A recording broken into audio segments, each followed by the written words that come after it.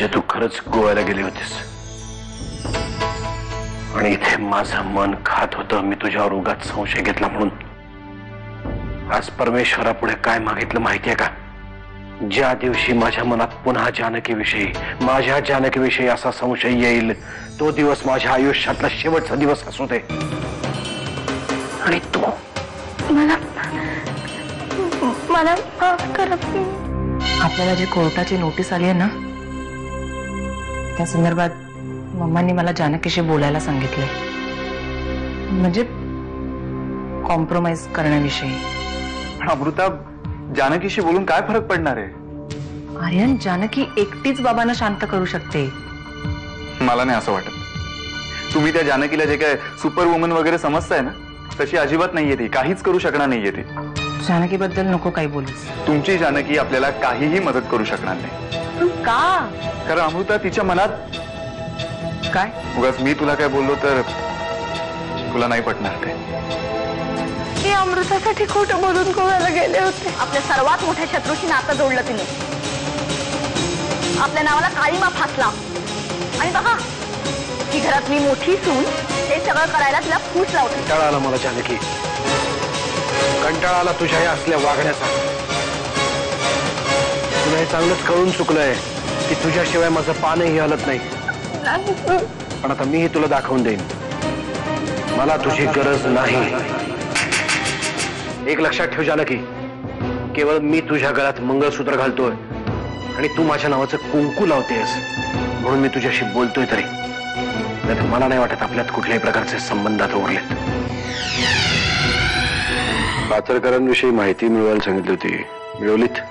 हो साहेब, माहिती काढली, पण आपण त्यांना वेठीस धरू शकू असं कुठलंही प्रकरण त्यांच्या नावावर नाहीये। निदान त्यांच्या कुटुंबातल्या कोणाच्या तरी नावावर भाऊ बहीण मुलं कोणीतरी असेल। त्यांचा मुलगा लंडनला शिकायला आहे, एकुलता एक येतो, आणि त्यांच्या लहान भावाचा कन्स्ट्रक्शनचा व्यवसाय। बहुतेक प्रकरणं त्याची लफड्यातलीच असतात, पण आता मोठा भाऊ सत्ताधारी पक्षाचा आमदार असल्यामुळे सगळी प्रकरणं दाबली जातात साहेब। मग असंच एखादं दाबून ठेवलेलं प्रकरण उकरून काढा। आपण गोव्याला असताना जानकी मला दोनदा तीनदा फोन करायचे दिवसातनं। काहीतरीच काय? अरे मला फोन करायला सुद्धा तुझ्याकडे वेळ नसायचा, तर तुला काय फोन करणार? आणि जरी केला असेल तरी माझ्यासाठीच केला असेल ना, ठीक आहे ना, मग त्यात एवढं डिस्टर्ब होण्यासारखं काहीच कारण नाहीये। अमृता, हनीमूनला आलेल्या कपलशी किती वेळ बोलावं याचं भान नको तिला? तू हे समजून घे ना की ती गावावरनं आली आहे रे, त्यामुळे कुठलेही मॅनर्स किंवा एटिकेट्स तिला नाही माहिती। जाऊ दे, कारण अमृता मी तुला कितीही सांगितलं तरी तू एक वेळेस मला दोषी ठरवशील ग, पण तिची चूक तू कधीच मान्य करणार नाहीस, नाही का? तुला जी चूक वाटते ना ती मला चूक वाटतच नाहीये, उलट मला हसू येते।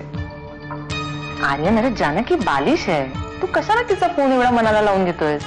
चालेल बाबा, मी आहे, वेड आहे मी, आणि तुझी ती आई आहे ना ती शाणी आहे, बस। आर्यन प्लीज, मुळात मी तिला माझी आई मानतच नाही, माझी एक चांगली जवळची मैत्रीण मानते। ठीक आहे अमृता, मग तुझी ही मैत्रीण मला फोन का करायची आणि फोनवर माझ्याशी काय बोलायची हे तुला न सांगितलेलंच बरं। खाली मान घालून असंच उभं राहायचं असेल तर निघून जा। नाही साहेब, मी विचार करतोय की असा एखादा उपाय शोधला पाहिजे की हे प्रकरण आपल्या अंगाशी न येता समोरच्याचा काटाही निघाला पाहिजे। वा, बरोबर बोललात वाकणीस, प्रकरण आपल्या अंगाशी तर नाही आलं पाहिजे आणि काटा काट्यानेच निघाला पाहिजे। म्हणजे वाकणीस, माझं एक काम करा, मला परशू बाहेर हवाय।